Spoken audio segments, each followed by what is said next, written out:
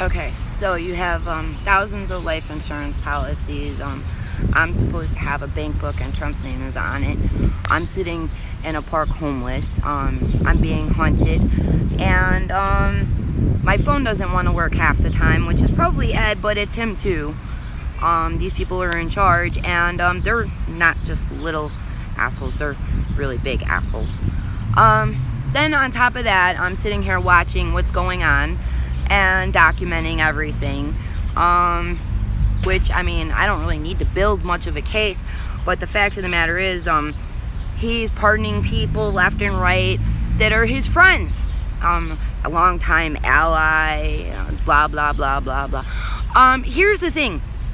Criminals stick together, and this is the United States, and if somebody is lying to Congress and engaging in witness tampering, someone last name Stone, like Roger Stone. I used to know Terry Brown, who became Terry Stone. That name's in my book. I think it's a Mason name. Brown is. So the fact of the matter is, I want to know why he's pardoning Masons, primarily, considering that I don't think that they're human. I just don't. They don't seem to have any empathy or feelings at all. They're ice cold, like robots. I know because I was raised by them and around them. As a matter of fact, I could pretty much pick them out. They walk into the room and I know pretty damn close to right away. And there's definitely something not glued right in their head. They like... But that's not even the point. The point is it's corruption. All right, what you are isn't really the point. The point is it's corruption. You can't go around pardoning people. The law applies to all of us. That includes Trump, and it's corruption. If Joe Schmo off the street lied to Congress and engaged in witness tampering, Joe Schmo off the street would do the sentence. He would do the time. So it's not right that because this guy's friends with Trump or a longtime ally, that he gets off scot-free. And that's really what the point is. Same goes for Flynn, which again, that'll probably, you're gonna go in to a courtroom and you plead guilty. Once you plead guilty, you can't take that plea back. If he didn't want to plead guilty, then he could have pled not guilty. And this actually has more to do probably with being court-martialed and losing his pension for his family. Which he should have thought of that before he lied in court.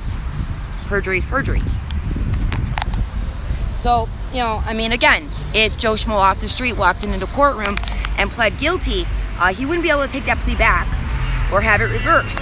Once you plead, you plead. He had the opportunity, and I'm sure the knowledge, if he is a government, official of any kind, he should know that once you plead guilty, you're guilty. The only time that that's not is when there's coercion involved, like they hold you in jail for 6 months on unlawful charges that they didn't Mirandize you with. That's the only time. There was jurisdictional overreach, all that sort of stuff. So that's completely different. But that's not what he's claiming. He's claiming he was pressured. All right? Everyone is. You can stand up for yourself, but then they will keep you longer than you want to be sitting there.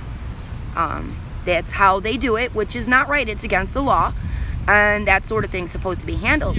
But still, if you want to preserve your rights, you have to stand up for them and be willing to deal with being held unlawfully and abused for standing up for them, and then fight it out that way. You can't go and plead guilty and then turn around and change that. Once you say you're guilty in a court of law, you can't change that plea. You could change it from not guilty to guilty, but not the other way around. That's called backtracking. So, that's called reality. Not only that, but they flat out said that once he pled guilty, then he spilled the beans and admitted stuff.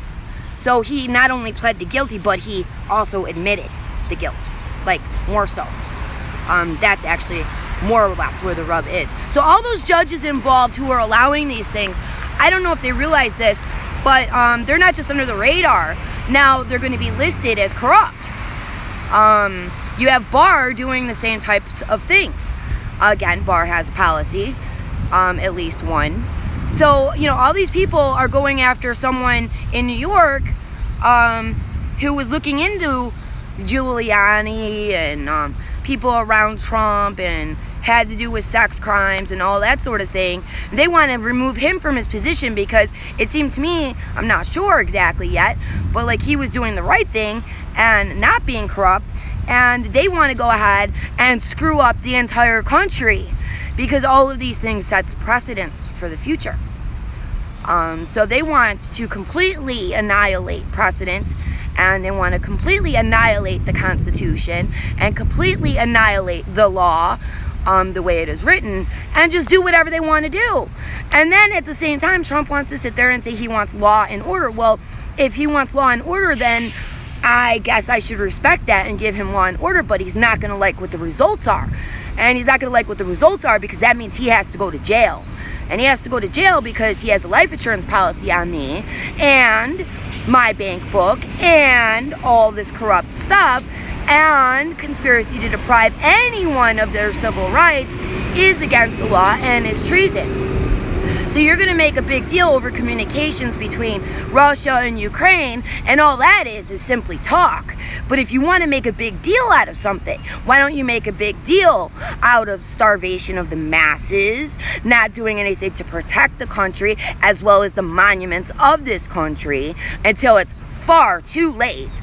And then on top of all of that, all of the criminal corruption and the clearing out of 5,000 square feet of ocean floor right off the coast of Maine, where a brand new coral reef was recently found. Okay? Why don't you go after all those things? Oh wait, that's my job. On top of everything else.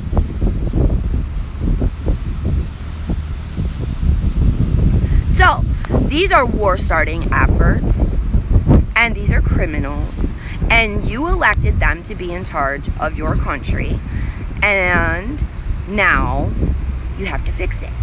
Because there are plenty of good, honest, respectable men and women out there who don't do these sorts of things, and would not, and could not. There really are. They're out there. It might take a little while to find them because they might be a little bit scared, but they exist. But these people, they're not good people. They're not honorable. They're not respectful, not of themselves, not of anyone else, not of the country, and not of the law. And they need to see their way out the front door. They really do. So, that's really all of it. They need to see their way right out the front door and not let it hit them in the ass. Because they are destroying democracy. They are destroying tradition. They are destroying the United States more than just a little bit at a time. But on a constant and continual daily basis, something new pops up, something new happens, and it's all part of conspiring to deprive not just me, but everyone of their rights. If not today, then off into the future. Yep, sure is. So, you need to think about that and put your thinking caps on and try to stay calm, which it's not easy to do because I know I'm not the only one who sees it. I'm not dumb. I know I'm not the only true American out there. Matter of fact, I know that they're strictly outnumbered. They just haven't gotten that through their heads yet.